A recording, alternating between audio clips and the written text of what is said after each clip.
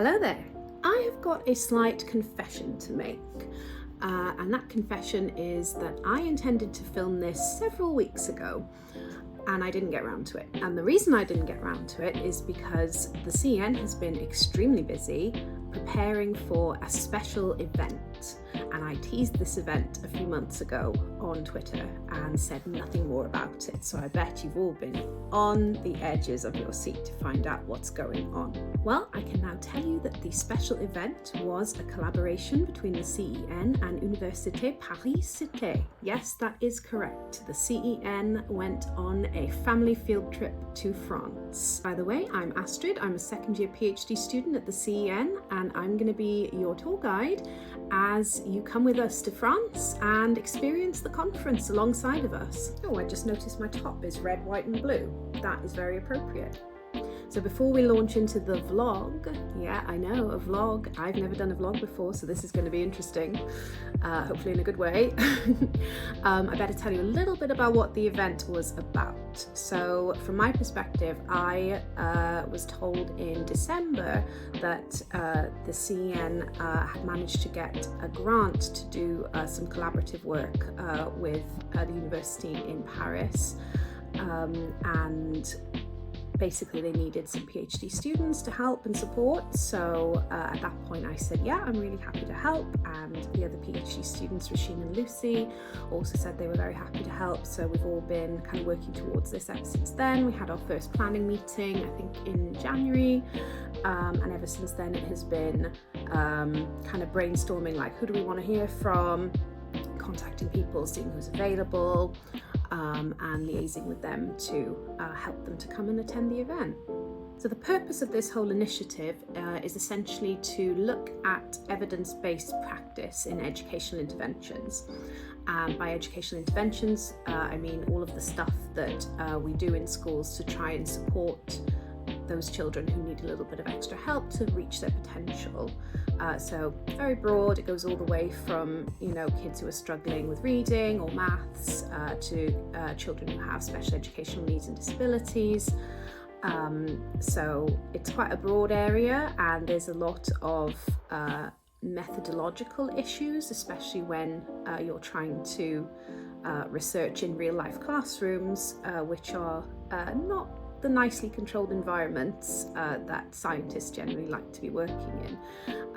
So essentially the idea of the event was to look at the current state of the evidence and where we're struggling, where we need to progress, and also how do we make research more applicable, more useful for educational practitioners and also for policymakers. So how do we make better recommendations to adapt educational policy to the actual needs of classrooms? So the event was 2 days long, and it was split up into morning and afternoon sessions. And at the end of the morning session, there would be a discussion, and at the end of the afternoon session, there would be another discussion. Now, it was a hybrid event, so we didn't just have people in the room, we also had people coming in through Zoom, and it was a really, really good way of expanding the reach of the conference and making sure that we could hear from everyone, even if they couldn't come in person. So that was really, really good, very accessible. We had some really, really incredible speakers, and I have to say, speaking after the fact, that having all of that expertise concentrated in one room was such a benefit, and so many interesting discussions came from it. Now, I didn't manage to record everything. So for example, I didn't record any of the discussions, and the reason for that was I wanted everybody to feel that they could speak openly and they didn't have to worry about being recorded. So none of the discussions were filmed, but I did get quite a few of the talks. So I'm hoping that I'm going to be able to kind of splice those up, take out some of the interesting parts to show you what we were talking about at the event. So that's all for the introduction. I'm now going to take you retrospectively on a lovely trip to Paris. Let's go.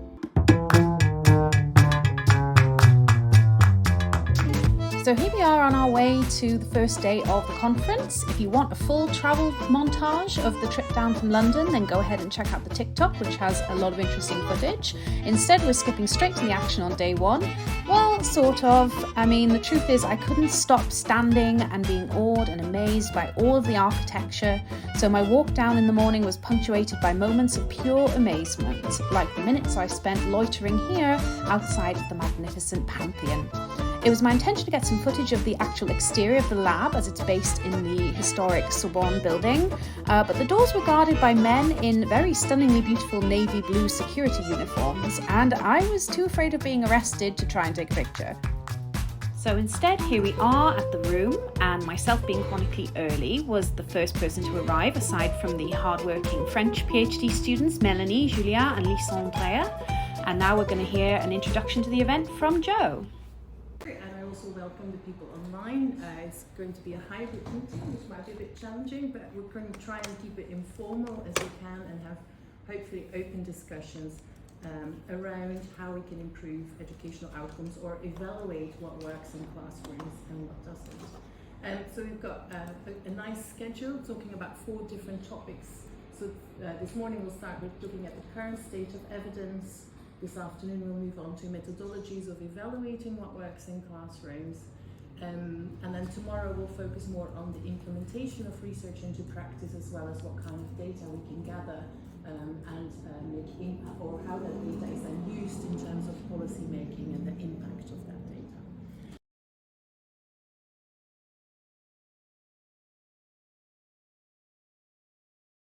Our learning during the period, we've existed for about 14 years now. So one of the first things that the EF learned in the early days, long before my time, was that, as this quote from the Literacy Octopus trial states, simply disseminating research summaries and evidence-based resources to schools isn't an effective way for research organisations to support schools to improve pupil outcomes. It's really been important for the EF to understand that producing and synthesising research alone isn't enough to bring about tangible behaviour change across the system, and light touch dissemination techniques also insufficient. In order to have an impact, we have to proactively mobilise evidence. Teachers and school leaders are incredibly busy, and as we know, capacity is always stretched. So really, a crucial part of our work is to ensure that our work resonates with educators, that it reflects their priorities and acknowledges the challenges that they face. So we do work very hard now to learn from schools, directly engaging them through a number of different fora. We have termly reference group sessions with various targeted focus groups where practitioners share their priorities and their practices. We have regular EEF surveys with practitioners, and we also, as I'll explain a little bit more in a second, have a national network of research schools, which acts as a fantastic sounding board for us, as well as engaging other local schools with our work. So again, in terms of that learning, that has really informed our strategic development, which I have sort of pushed forward since my arrival, and we take a fourfold approach to evidence mobilisation now.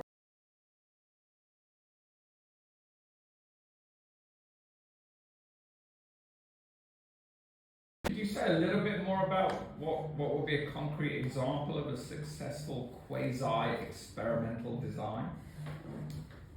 I don't know about the successful, I suppose, but one of the things that I do want to unpack in that point, I suppose, is my point about rigour not being something that is lost in the application of those sorts of designs, right?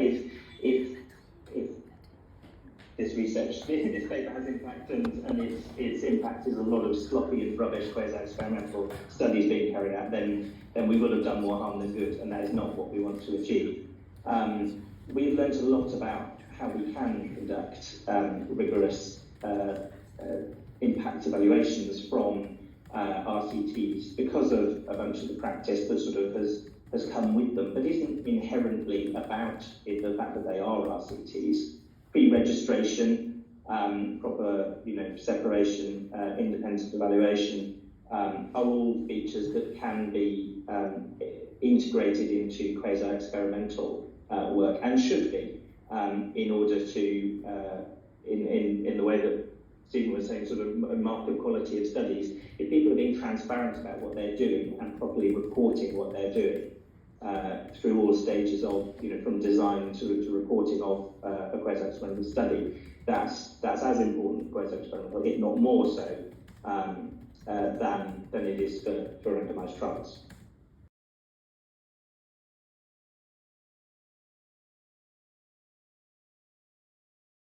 If you imagine, as an organisation, we've found a dead body, and that body needs an autopsy. We want to know the cause of death. What we don't want from our research partners is for them to be spending a lot of time debating whether or not that body is actually a dead one. This is something that we have to battle with time and time again, because we don't know. We don't know if we're having an effect. But all of the evidence over the last 20 years suggests that we are having an effect. So what we really need to be thinking about is how we can do more of the good things, less of the bad things, and amplify that effect. Now, I know the analogy doesn't really work here because someone's either dead or alive, and it's not. On the basis of all evidence, we think he's probably still alive. But the concept of probability is something that I think needs to enter the research community rather than it being certainty. When there are so many different factors at play, it's always difficult to know 100% if something is working because it won't always be replicated in that same context in a different setting.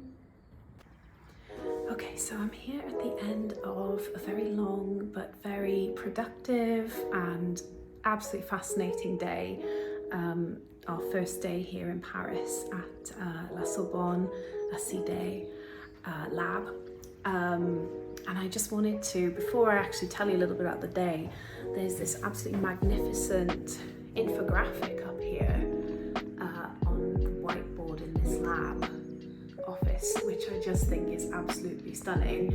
So somebody in La CIDE is a real artist. So we've got the adolescent brain, talking about, this is testing my French, giving them tools they can use, regulating emotions. I just thought this was absolutely stunning and charming.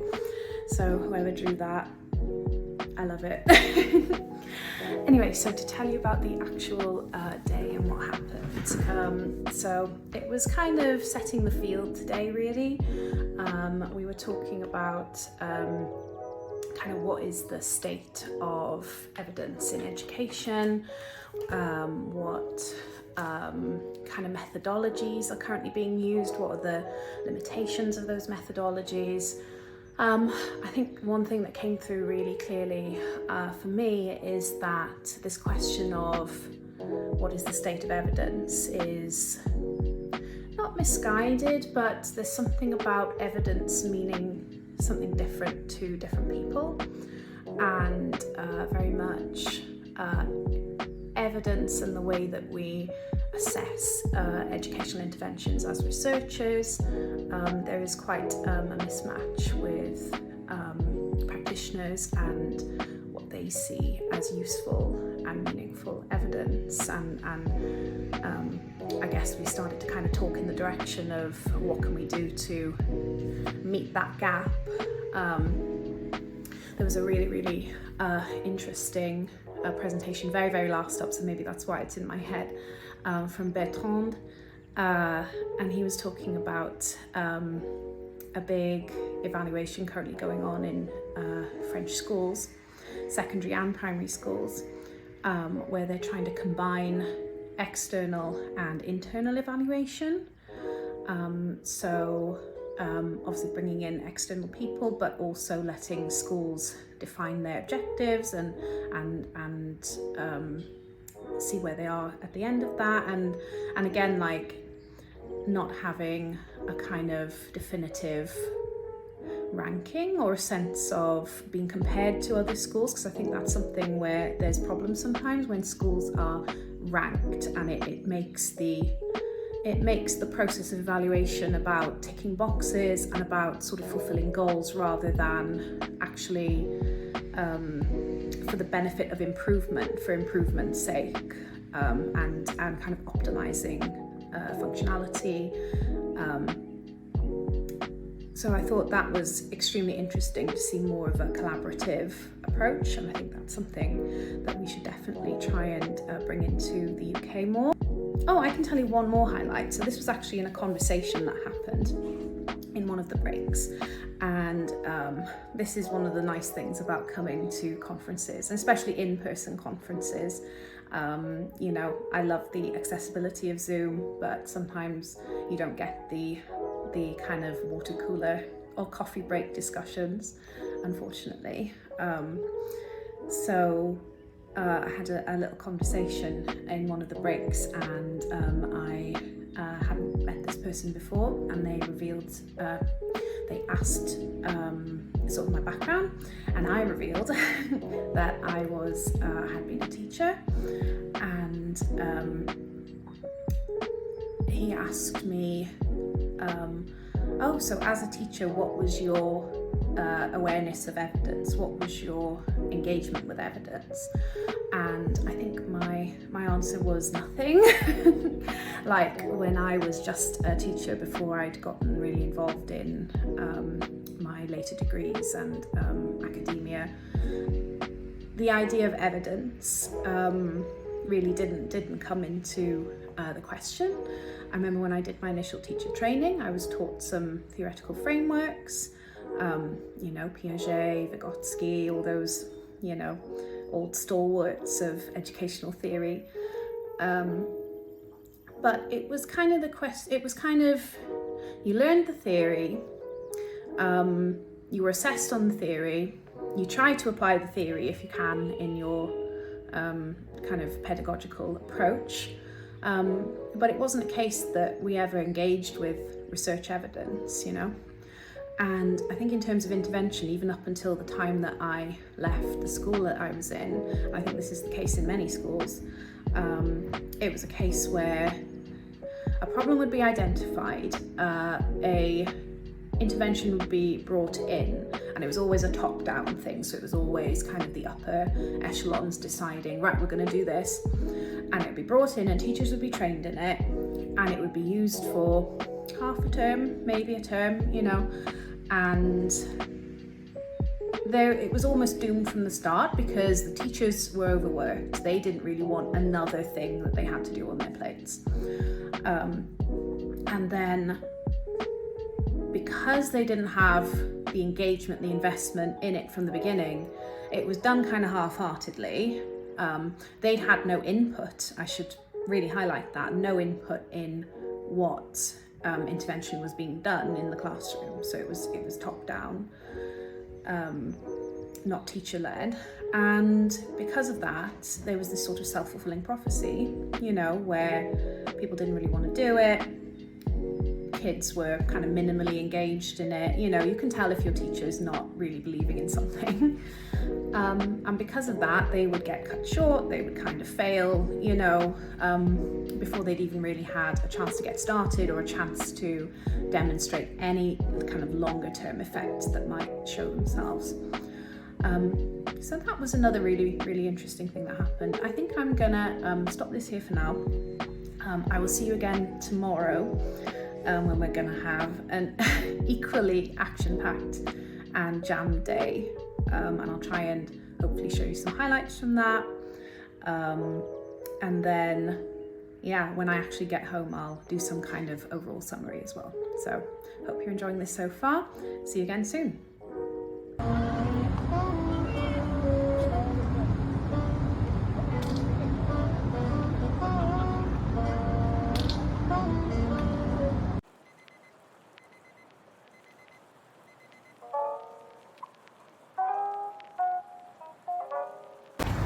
This is the start of the second day, and it is raining in Paris, so I'm very, very glad that I packed long sleeve top for today, and obviously also got my umbrella, which I always have in London anyway, of course.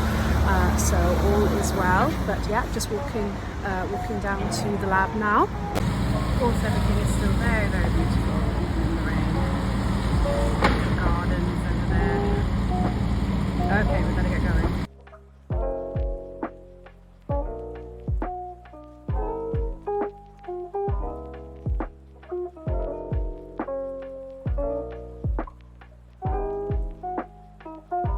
Oh my goodness.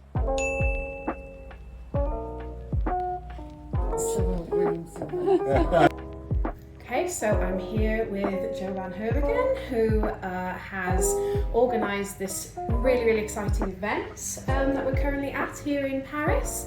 And I just wanted to ask you a couple of questions about the event and what brought us here. So could you tell me a little bit about where the idea came from and what the kind of rationale was for it at this time? So in my lab we do a lot of research around how we can improve educational outcomes for children with special educational needs. And last year I was invited by UNESCO to come to UNESCO headquarters to talk about the ISEEA report. And as part of that event, I started talking to other academics about, how can we really raise educational outcomes. There's a number of challenges with doing interventions in the classroom. There's a lot of stakeholders involved. And there's been rarely an opportunity to get all stakeholders involved in one group to kind of say, right, what is working? Where might there need to be further training, further discussion, further resources? So we kind of, we're all interested in the same thing, but we might come from it from different angles. So it's kind of like, my view was to get people in the same room.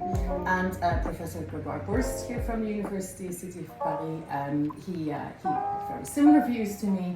So when at UCL there was funding available to make connections with Paris, I jumped on it and said, well, actually, why not use this opportunity to get people in a room and let's for a few days talk about what works in classrooms.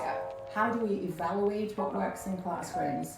What evidence have we got? What's the quality of that evidence? And where is there, further need for collaboration, resources, training, best practice, all of that. It's fantastic. The breadth and the mix of expertise and having everyone all in the same room has been so invigorating and enlightening.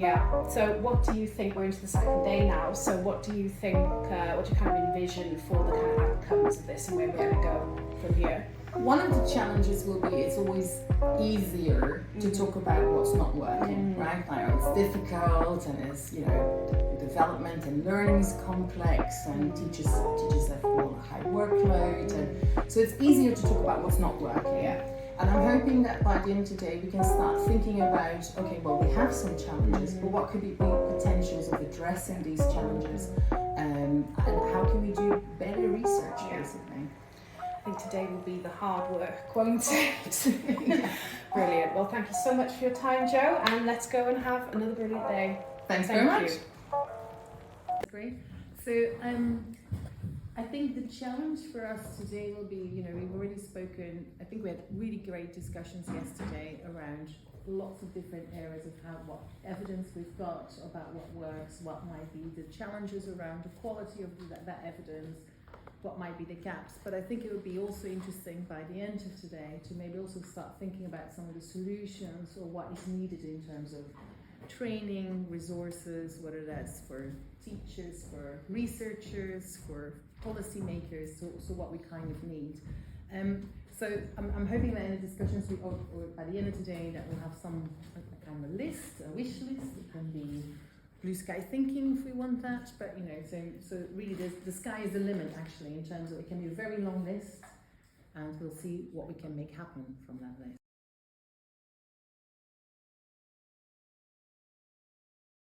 So having sort of been involved in those things at different levels, at different stages, both as a teacher, as a researcher, and also as just an observer really, it seems to me that there are a number of barriers that come up, and these are probably ones from the conversation that I heard yesterday that you've already touched on.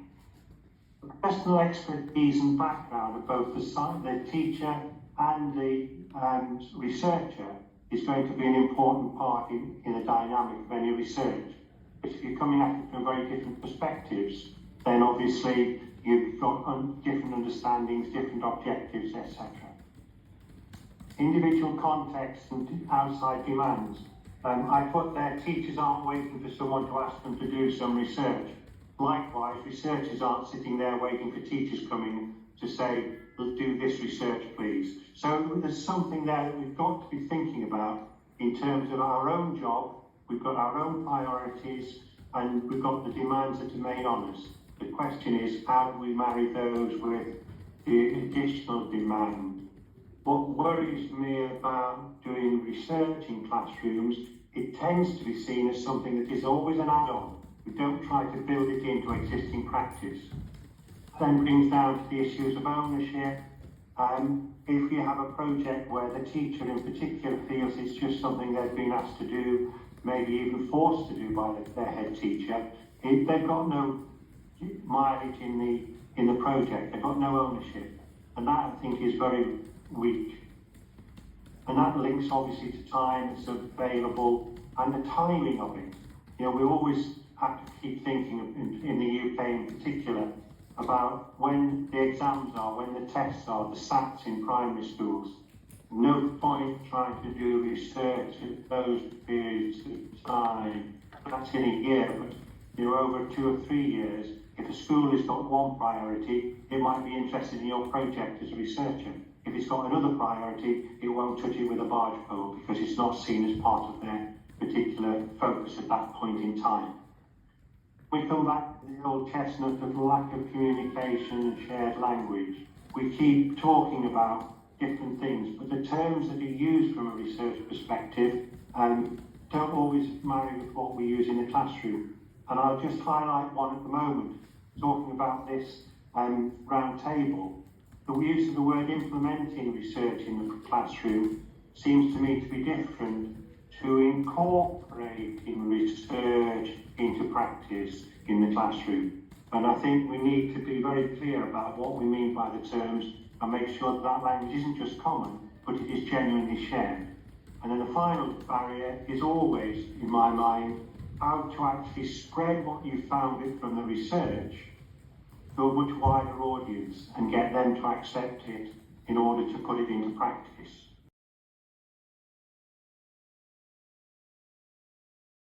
Possibility about where the ideas come from is that they're driven by teachers, by current practice.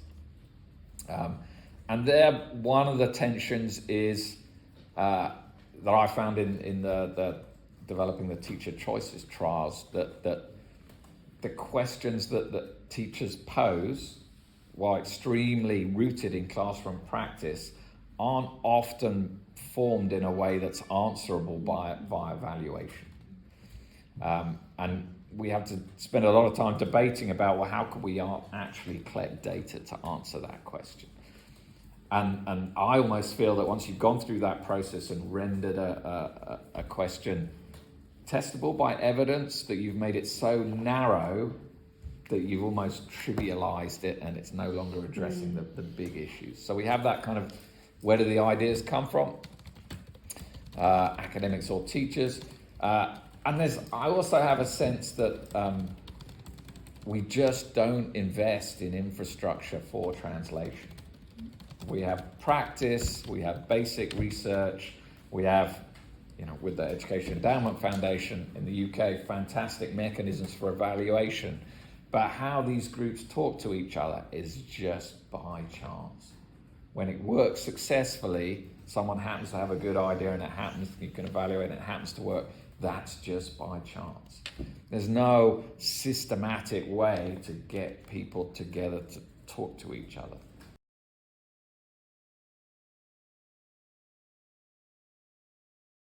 In the classroom, directly by going in the classroom, engaging all of the teachers, but you use basically large community of teachers online and you create basically a virtual lab, and within this virtual lab, you try to do research with the teachers, but still using the experimental method. So you don't part away from the experimental method, but then you engage more the teachers and you make sure that the teachers understand why you're using the experimental method. So it's a two-step process. First, you do a lot of pedagogy with teachers.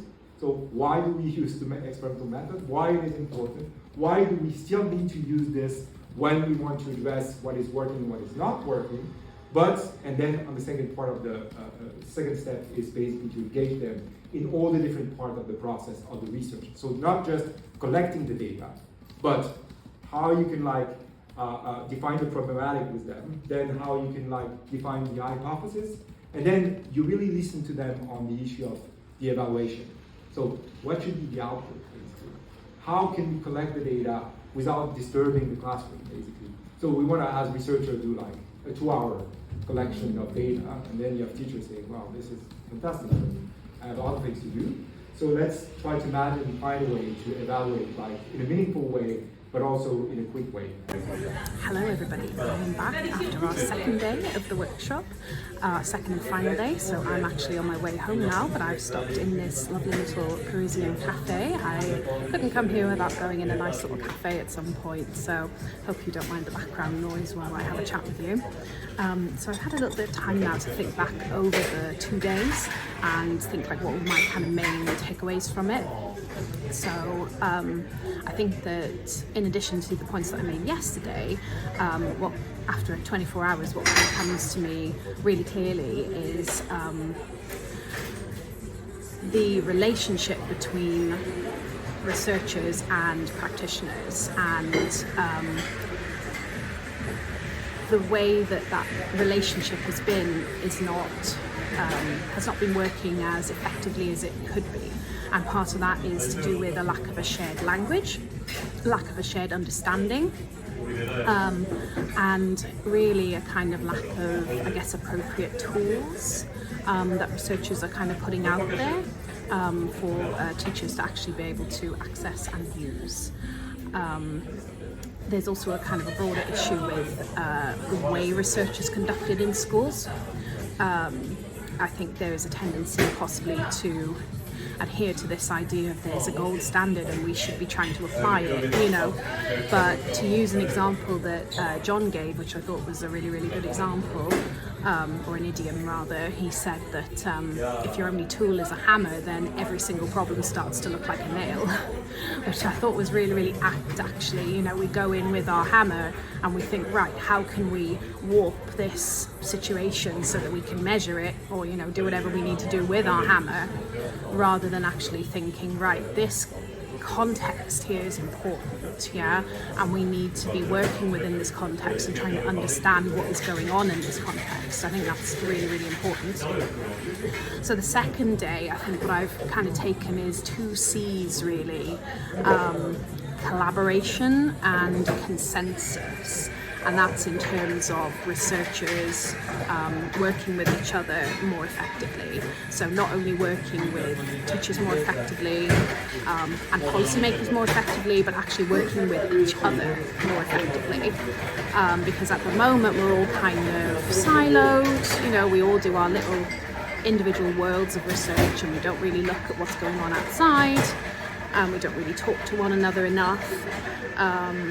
And when we do talk to one another, we tend to be focused on arguing and debating and debunking rather than actually working towards a common goal. So again, it is that thing about having shared understanding and shared goals and understanding what are we supposed to be achieving here, And there was something as well about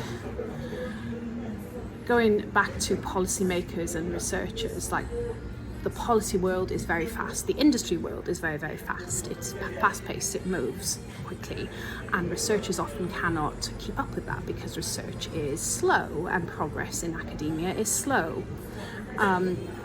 We wait for things to be perfect, we wait for conditions to be ideal, we hedge our bets, we're kind of afraid to make clear recommendations. We're like, oh, it could be this, it could be that, you know what I mean? All of that inhibits agility, our ability to respond, and it also inhibits clarity.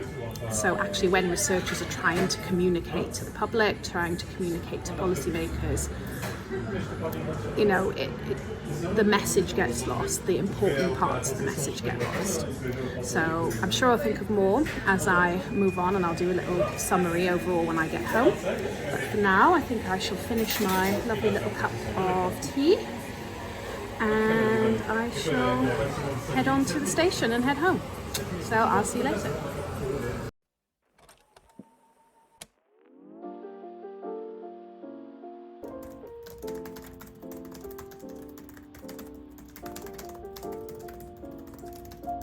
So I basically just got done working on the summaries that I've made of my notes from the conference. So I was also a note taker during the conference, and let me show you what I did. These notes are so long they actually need their own contents list. So I think I've got more than 30 pages here just of notes, and then also a few pages of summaries of the notes, which will hopefully be helpful when we're trying to work towards the briefing paper. So I thought it might be nice if I read you a couple of little bits of the summaries that I've written here, so you can get an idea of what maybe we're taking away from this event. Intervention evaluations need to move beyond demonstrating impact on tightly defined outcomes to considering the ongoing development of students and schools. Evaluation methods need to become more dynamic to meet the needs of the school system and individuals. A balance is required between adaptability and maintaining standards. It is imperative that researchers do not lose sight of the goals and interests of educators. There is a disconnect between what researchers are interested in, primarily methodological rigor, bias reduction, and standardized or tightly defined outcome measures, and what schools and educators are interested in, primarily real behavioural impacts in the classroom, attendance and achievement. Innovative new approaches may be required to progress the field. Co-produced evaluations of schools which combine internal, so from within the school, and external evaluations and goal setting seemed an innovative way forward. There may also be a role for ongoing learning partnerships between organisations and researchers, as opposed to sporadic outcome studies. An example of this being the ongoing collaboration between Evolve, a social impact company, and the CEN through a co-funded PhD studentship. That's me! I really do think that this has been such a worthwhile event, and the recommendations that we take forward from it should hopefully be really useful and helpful to meaningfully progress the field. So that's just about it for now, but it's not it forever, because we are going to have a follow-up event in London in June where we're going to be welcoming our French friends to the CEN. So stay tuned for that. If you want to hear more about the work that we're doing, go ahead and subscribe to this channel, because I'll probably do some coverage of that as well. And other than that, we've also got the Twitter, which is @yourwell_CEN. You can keep up to date with everything that we're doing there, including our seminar series, which happens every Thursday at 4 o'clock. And we also upload the recordings here. So I hope you've really, really enjoyed this journey that we've been on together, and I hope to see you again soon. À bientôt!